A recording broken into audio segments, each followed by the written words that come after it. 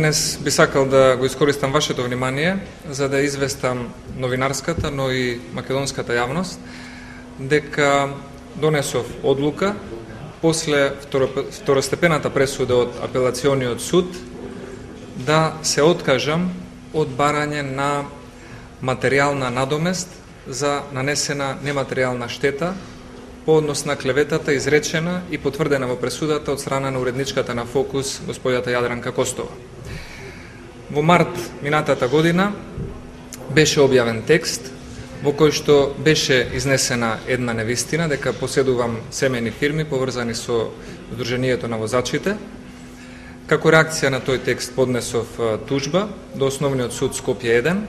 во кој што барав да се утврди вистината, односно да се порекнат изнесените невистини, со кој што ценев дека ми е нанесена штета на честа и угледот во моето работење. Судот после расправањето и сослушувањето на двете странки донесе пресуда во која што утврди дека изнесените тврдења се невистини и непостоечки факти во реалноста и дека со тоа ми е нанесена штета на честа и угледот и определи пронајде вина, сторено кривично дело клевета кај подписникот на тие текстови, уредничката Јадранка Костова од неделникот Фокус. Таа беше незадоволна од таа пресуда и поднесе своја тужба до второстепениот орган, до апелациониот суд, кој што после известно време, односно во текот на оваа година, расправаше на таа тема и повторно донесе пресуда во која што се потврдува уште еднаш и се осудува господјата Јадранка Костова за сторено кривично дело клевета заради изнесување на невистини. И се упатува приватниот тужител барањето за материјална надомест, за сторена нематеријална штета, повторно да го постави пред Основниот суд, откако би се извршил веш наод по однос на таквиот случај. Во духот на целата дискусија која што се води денес во македонското општество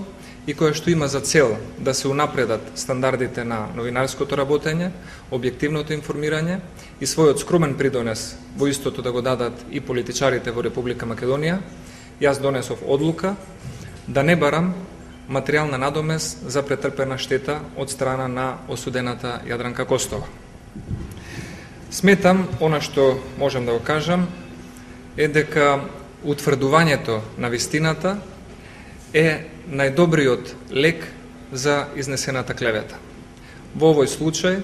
утврдувањето на моралната правда од страна на судот за мене беше доволна цел и чувствувам дека нема потреба понатаму